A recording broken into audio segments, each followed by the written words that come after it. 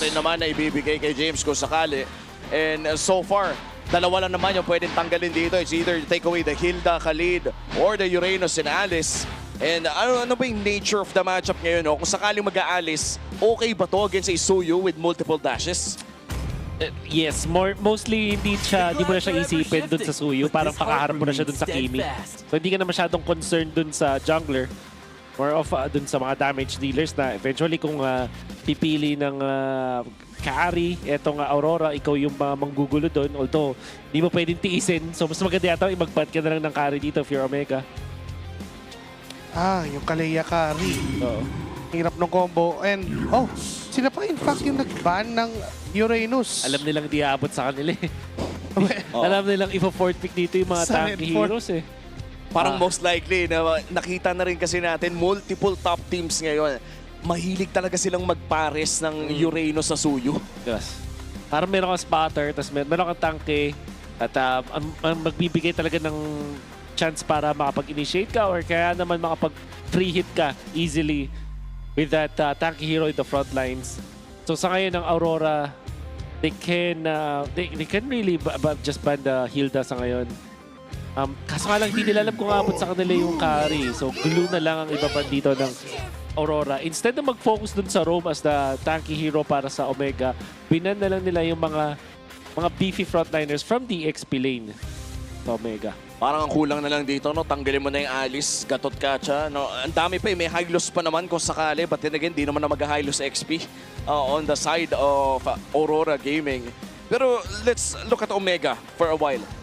Swak ba ang high loss Rome para sa kanila? Valentina and Hylos, parang hindi swak. Para mas magandang kumuha na lang sila ng Gatot. Actually, mas madali pa yung pang-save doon. Yisun Shin. Well, it is a good answer to the Claude, pero yung carry na pwedeng i-last pick dito ng Aurora, actually parang patali lang yung buhay para sa atin dito. Last pick na nila yung hero ni Doming. Get an Edward hero right now, which in this scenario, Alice yung best na option para sa kanila. Ayun. Lumabas na si Alice. Now for Omega. XP lane and a roamer. Setup type, clash-centric. Pick off talaga. Marami pa namang options si Perksiva eh. At this point, may Khalid pa, may Hilda. Pero parang libreng region kasi sa Alice eh. Khalid. Yeah, Gatot, as we mentioned earlier. And then, siguro, isang may stun talaga. Arlot. Pero siguro para kay James. CC, hindi na kaya. Explosive. That's Arlot. So, pwede ka mag-carry pa rin if you're Aurora.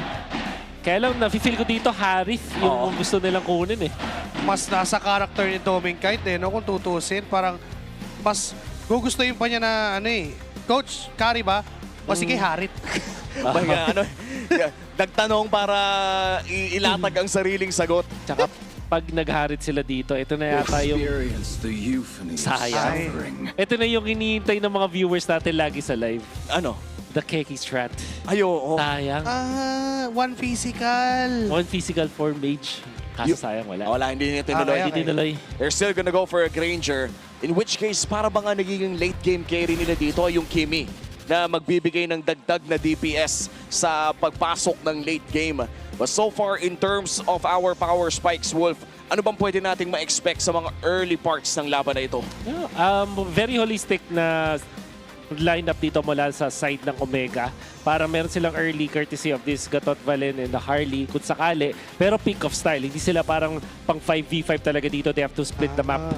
Well, whereas itong the defensive yung Gatot Catch, kung sakali kukontry nila yung mga engage coming out from Aurora. Ang Aurora, mas well spread yung kanilang lineup. So, malakas na sila sobra sa late game because of the Kimi, Granger, tapos meron kang Alice. Pero dun sa may bandang mid-game, merong specific na opening na mas malakas ang Omega. So yun yung kailangan nilang hanapin. So in order for them to get to that, kailangan talaga hindi give up ang early game dito ng Omega. Huwag silang mapipitas ulit katulad nung nangyari in the first game dun sa mga bush. Make sure that they are ahead o kaya at least pantay sa first 6 minutes of the game. At ngayon pa lang, sa minute number 1 ay suntukan na agad Perksiva. Blowing away that revitalize. Force na agad yung revitalize na yun. And Mingwin even, dash lang naman ang nagamit. Hindi pa naman siya nag-flicker. Pero yung poke damage from Aurora, from Yue, and Lights. Too much for them to handle. Invade agad doon sa Golem. Nandun pa si Edward para tumulong. Parang wala kang choice. If you are the jungler of Omega, may makita kang 4 na miyembro ng Aurora. Saan ka pa pupunta? Wala kayong spell, tas umuwi pa yung gatot.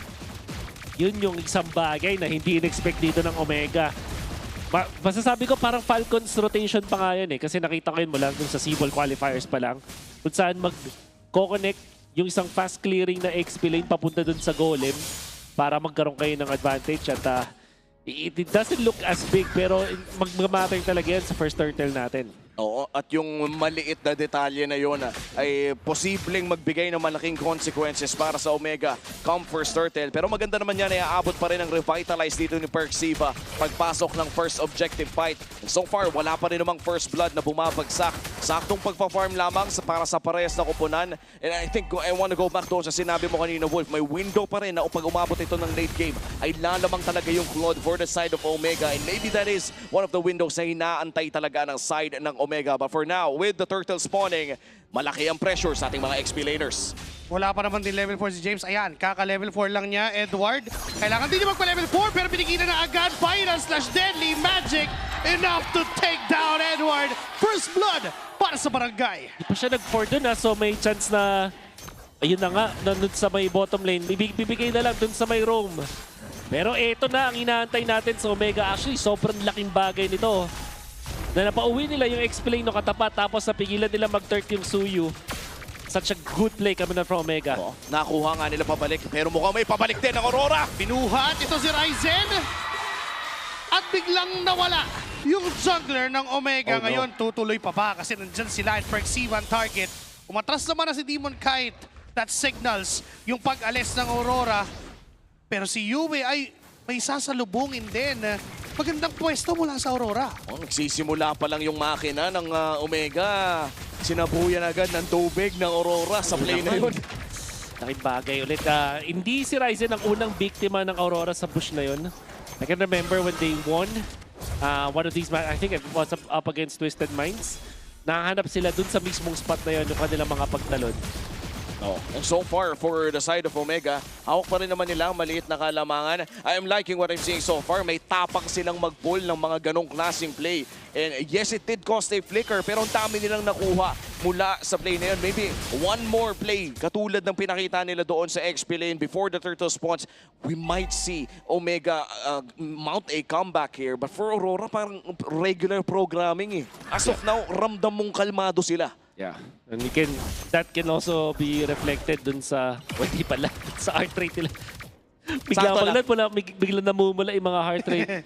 But of course, alam natin na this is business as usual para sa Aurora. Very early Sky Piercer dito mula kay Granger. Flying Cloud, so hindi siya katulad ng Expanding Rivers na makakonect agad siya sa kanyang mga teammates. In fact, yung second turtle natin nandun sa XP lane side pa. So, this is more of natural build-up more than an intentional build-up. Oh! Missed that final slash. Maaagapan ni Edward yung nangyari sa kanya early doon sa first turtle.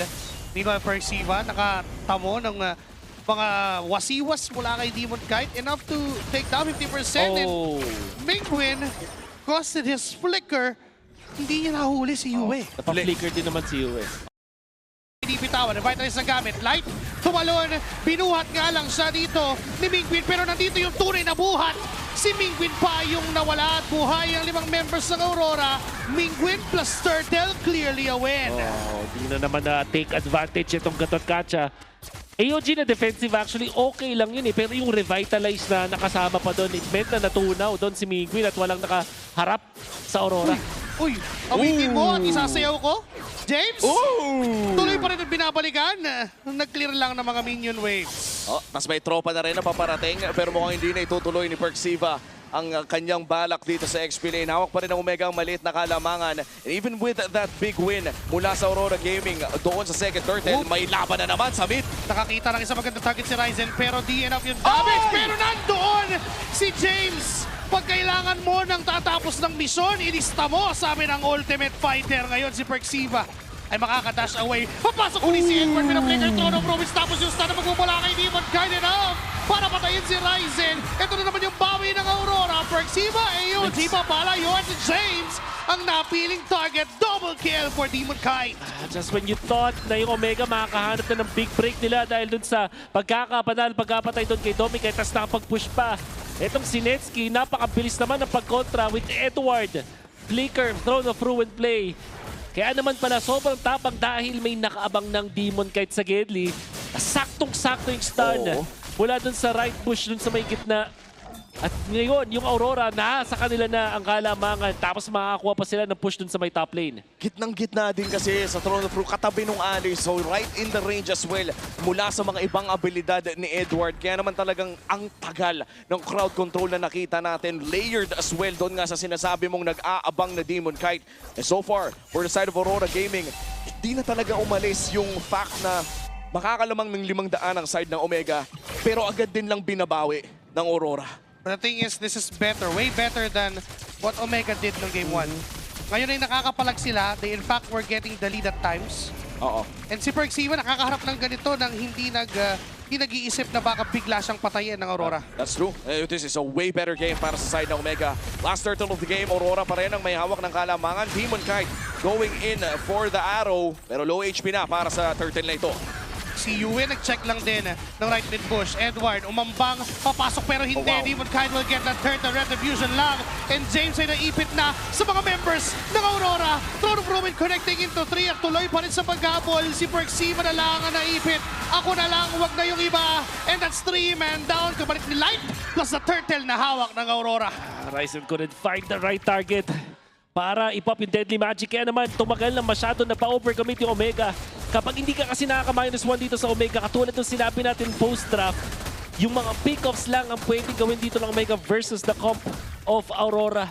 And every time na nagkipag-collide sila ng 5v5, makikita natin na luging-lugi ang mga members ng Omega. Kulang sila ng damage. Sustain kami ng Aurora is just too good. At yung AOE na meron ng mga damage dealers ng Aurora, talagang kailangang tatpuhan ng mga members ng Omega. Oo, at nakita nga natin, no, naging maganda din naman yung response ng Omega with that blazing duet. Pero talagang hindi pa sapat yung damage na meron sila para makakuha ng actual conversions on the side of Omega. Now Aurora pushing up top. Makakuha na naman sila ng isang tore, further expanding yung gold lead na hawak nila to a 3,000 gold lead. At ngayon, kinakain na rin nila ang purple side ng mapa ng Omega. Hawak na rin nila yung pwesto. Netsky trying to get trades doon sa cross map. Able to get those turrets done. Pero hindi nila may iwasang maagaw na nga yung purple buff at ma-invade ng diretso. Muli nag-iintay ang Aurora kung pwede bang pumasok o hindi. Pero ngayon ang call, hintayin na lang yung Lord. Oh, I think that's the safest call for the side of Aurora Gaming. Mahirap din na bigla nilang i-risk a 2,000, 3,000 gold lead. Yes, it is a somewhat okay gold lead. Pero wala pa tayo sa pwesto na pwede nating inday ng ganun lang. Hamuntikan pa doon si Edward. Pero alam naman natin, meron pa siyang flicker. So there are so many ways for him to react kung sakali. And in fairness, dito sa mga nagagawa ni Netsky, it will actually allow Omega na at least makapwesto man lang dito sa upcoming na Lord fight. Pero di pa rin pwede nating i-deny na malaki na ang lamang ngayon ng Aurora. With 2,500 sa first Lord, it means na mas makunat sila at mas mataas yung damage. Pick off ang kailangan ng Omega dito. Teka lang parang may niluluto ang barangay. Low HP na yung Lord! Final slash, wala! At makukuha pa ni Ryzen ng mabilis. Ganun lang ka-blitz. Kinover lang yung dalawang entry points tapos okay, atin na to. Bakit mo pa sasayawin kung pwede mo na lang kunin? Smart Omega! Wow! This is a team na was down at 2,000. Kakasabi lang natin na dahilan kung bakit sila nakapwesto dun sa Lord is because of the split push na nagagaling dito kay Netsky.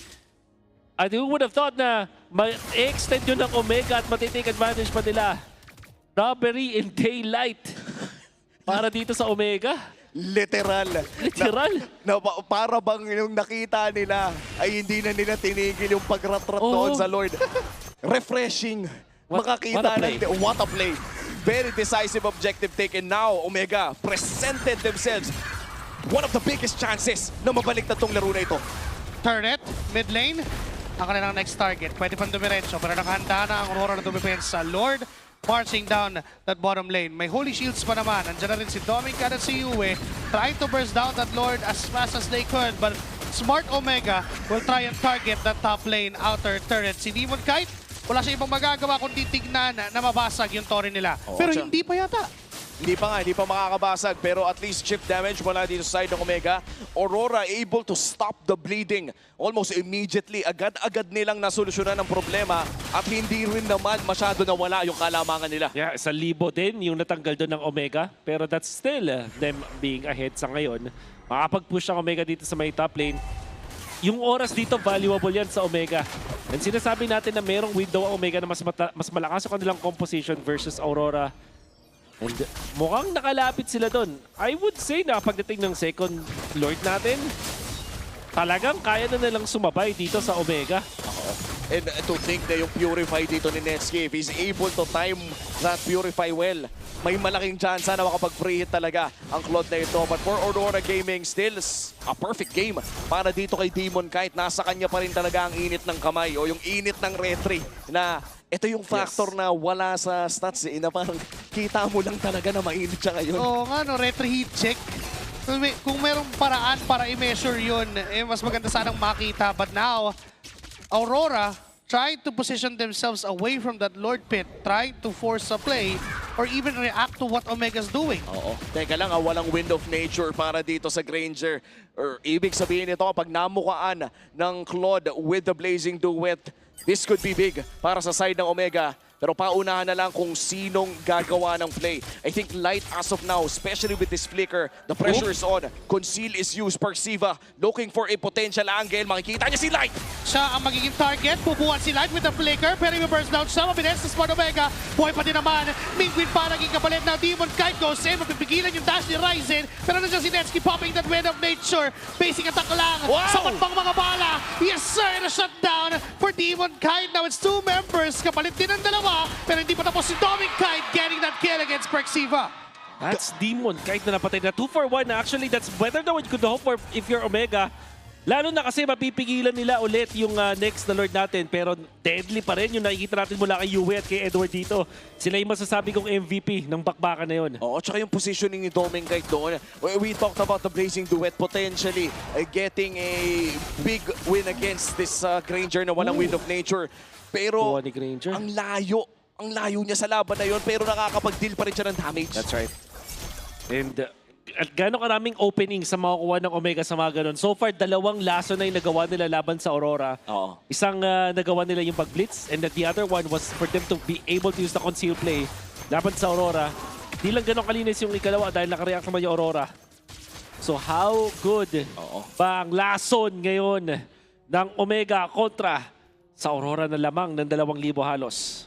Expect the unexpected siguro para sa side na Omega. At paano malalaman ng kalaban mo yung sunod mong galaw kung as of now, iniisip pa rin nila kung anong gagawin nila. Ay! Pero ito na, mukhang blitz naman ang Aurora. Sila naman yung nagmadali. Kung kanina ginulat nyo kami naman ang magugulat ngayon. Nandun yung traction pole sa likod and Throne of Ruins. Sakto sa dalawa. Pasok ni Demon Kite. May Lord pang nagbabadyang pwedeng kunin. Tumba na si Edward. Pinuhat to si Netsky. Wala yung gold laner. Napapa-winter crown din naman ito. Si Doming Kite buhay, but still Ryzen will secure that objective. Makakatakas ba? No sir, yes! Nakakuha lang ng isa. Di ba ako makatakas sa kamay nyo? Bibit-bit ako sa hukay. Wow! What a great play coming out from Ryzen. Still, 2 para sa 3. May Lord na kasama, mag-spawn na rin. Maybe the worst para sa Omega ay mapushan sila dito sa may top lane. Unless may magagawang himala Tutulakin. si James dito. No more minions. Okay. Nakadepensa, hindi natulak, hindi nabasag yung kanilang inhibitor turret sa top lane. When in fact, yung Lord naman ang binaburst down ng 2 marksmen ng Aurora.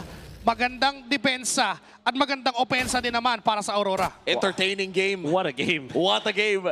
Refreshing tactics coming in from Omega and for Aurora Gaming. Yung mga responses din nila, micro-intensive plays. The timing coming in from the side of Aurora Gaming. Pero tignan mo yung ginawa ni Ryzen. Si Ryzen yung bida para sa akin dito eh. Retribution. Kasi alam niya, nag-winter din si Doming. So talagang saan niya mapupunta yung retry na yun. And then he gets out. Tapos, out dito, meron pang mapapatay na isa. Grabe. Babalik oh. Nakatingin. Bang! Nakagawan pa na paraan. And actually, in fairness with the members of Aurora, Kaya yung Omega ay nag-commit ng ganun, lalong-lalo na kay Edward. Hindi kasi bumili agad ng Winter Crown itong si Edward. Bago niya pindutin yung Winter, nakahanda pa lang siya. Yun yung tipo priority buy na sa'yo. Pero hindi mo muna bibilin para hindi makita ng kalaban mo. Sabay bili, gamit, and naka-outplay pa doon. Pero kailangan mag-ingat ni Edward kasi natutunaw na rin siya. Oo. At this point, looking at the items coming in from Netski, kulang na lang ay ibenta ang sapatos. Masisilip natin yan sa ating Infinix in-game equipment. The same could be said para dito sa Granger na marami na rin ang pahina ng kanyang Sky Piercer.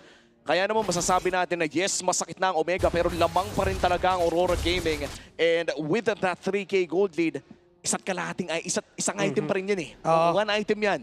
Yung binabanggit mo kanina, nakayapak na si Netski, binenta na. Yung sapatos, nakayapak na at pamalefig ka na. Ito na yung mga nakalagay na yung tsinela sa braso. Ginawa ng baril. Game na, parang ito na yung moment na kung saan lock-in na. Panghabulan na.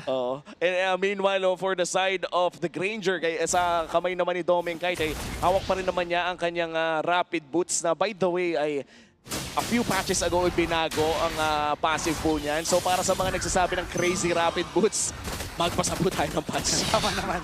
Iba na po. Iba na po ang mundo ng Mobile Legends. Ito na. Kahit lupitan na paggamit ng resources, Immortality Burns as well as the Winter Crowns. Oh! They wanna go for Edward! Si Edward na naman ang napili. Halika dito, tropa. Papatayin ng Barangay Omega. Ganun lang. And as far as I know, may Winter Crown si Edward during that time. Hindi naka-react with the amount of crowd control na binato ng Omega. Winalis papuntang taunt. Napakalupit na play. At who would have thought na pwede ka mag-final slash through the wall like that? Well, you learn something new every day. Lord, sinisimulan na ng Omega. Sumisilip ang Aurora. Mukhang sila naman yung hindi na makakakontes pa. Libre na Lord para sa Barangay. And this is something big para sa side ng Omega. Technically speaking, Wolf, medyo equalized na ang gold lead dahil sa nangyari. Hindi na nagmamatter ang ginto ngayon. What matters more is yung mga objectives. At i-include na rin natin yung mga Torres sa ganyang mga moments. Yung sinasabi natin sa Omega, pick off yung kanilang pwedeng gawin kontra sa Aurora at hindi mo i-expect at all na yung alis pa ni Edward ang mapipitas nila. I thought na kung ikaw si Edward, di mo rin iisipin na ikaw yung pipitasin eh. At yung, honestly thought na mauuntog siya sa wall. Siguro yun din yung iniisip niya. Oo. And with that stun, tuloy-tuloy na rin ang pag-push dito para sa side ng Omega with the Lord marching up top lane. Mukhang naghahanap na naman si Light on his signature light angle. Ito yung hindi mo ine-expect na may ilaw na makikinang bigla sa likod mo. One of the deadliest World Championship winning roaming maneuvers para dito kay Light. Tignan natin kung makakamilagro ba. Noon, Atlas pa yung gamit niya. Ngayon, single target Atlas. Kalea lang, pero may final slash mula doon kay James. Si Yume ang naging target. Winter Crown mula kay Edward. May binuhat na sa likod. Rise na magiging kapalit. AOG pa pala yun. James is gonna go down as well. Demon Kaito, sumasunod ng mga bala pero mapapa-atras din. It's 1-4-2. Nakalamang pa ang Aurora doon. Magandang pick-off and of course yung sineset up natin dito na kwento yung kay Light. Bonus of course para sa Omega na patay doon si Yume but they have committed so much. At ito na, momentum shifts in RORA's favor. Gusto nila sila naman nakabate, lalo na walang ults na available para sa Omega. May available din na immortality para dito kay Light. Pwede silang mag-angas, pwede silang pumasok at mukhang itutuloy na nila pag-push! Talon sa iba, flicker sa iba, buhat. Tapos hindi makukuha yung kill pero enough na rin yun para sumubok tumulak. Aurora Gaming still manages to take some damage doon sa Torre pero di nila mababasag yun. At some point in this game, Wolf, Joshi, lamang na yung Aurora. They were in the driver's seat. Pero umabot na tayo sa punto dito na para bang last episode na ng anime na nagsasapakan na lang ang dalawang teams dito. At kung sino yung matatag na nakatayo sa huli ang siyang makakalamang. 35 seconds bago lumabas ang ating pang-apat na Lord ng larong ito. We are entering the 20-minute mark officially. Rise in, TTV. Okay. Kalma lang. Kalma lang. Chill muna tayo. Inom muna tayo ng sip, pare. Baka naman meron tayo dyan. Walang mangyayari. Ang isang advantage ngayon kasi ng Harley doon sa Suyo, alam natin, lumambot sa Magic. Kasi ang isang Suyo kumpara dati, Hindi naman ibig sabihin na negative siya dun sa Magic, but as compared before, ang daming nawala dun. At syempre, kung mauuna ang isang Harley, dun nalulugi isang Suyu. Tsaka yung iframes kasi ni Suyo, hindi siya yung iframe na katulad ni Lancelot na medyo matagal eh. Yes. Parang Even- sobrang kakaiba ka naman na kapag ka Samblik. na tumambling ka ng sakto dun sa putok ng Harley. And Oo. kailangan mo talaga i-timing yung paggamit mo ng Winter Crown. Kasi pag masyadong maaga, aabot pa rin yung dulo. Sasayawin kaya nila to? Teka lang ha. Ito na yun eh. O kukunin? Malupitan ng laso ng dalawang teams. Blitz ba? Nakatago pa rin naman si Ryzen. Nakatago din si Mingwin. Hindi, sasayawin. Sayaw muna. Sasayaw ang barangay. May pasumba. Doon sa may kanto. Lamang sa Lord, sa long lane, ang Omega sa ngayon. So, kailangan respeto yan ng Aurora. Perksiva nandun sa may bandang pixel brush. Pero mukhang sasayawin na naman ang Omega ito. Zumba nga lang ba o kukunin na? Mukhang hindi pa nila kukunin. Ano kaya ang signal na inaabangan dito ng Omega para ito? Teka lang, Conceal Aurora. play. Ito na yun. Ayan na naman yung mga pwesto na nakakapangilabot from Light. Kasama niya ngayon si Demon Kite. Di alam ng Omega na merong nagbabadyang peligro doon sa may bandang kaliwa. Hawak pa rin yung Lord. Perksiva on the Pixel Bush. Edward lang naatasan na tumingin kung Patience, ito na. minamadali. Ayan na. Ito na yung concealed Kasunod play. si James. Live from the back. Si James yung namatahan nila. No Hinarangan way! ng tanod. Ngayon yung Lord ay pwede pa rin agawin. Pwede pa rin kunin. Demon Kite will fall down and make win. Make win will secure that Lord and Light's gonna go down. Edward ay naipin sa ibang miyembro ng barangay. Makaka-blast team out there. OG! OG! Dili-DIE ngayon si Doming Kite na ang VIP kasi hinahabol na sa kanya nakatingin. Shutdown kill para kay Mingwin and it's you alone to defend. Sa barangay pa yung Lord ngayon nag-iingay na. Sumasayaw pa. Nakatingin na ang Omega sa base ng Aurora. Jumetback na, nakapag-flicker na rin. Minion waves, isa lang. Hindi na kailangan pang patagalin. Isa lang ang kailangan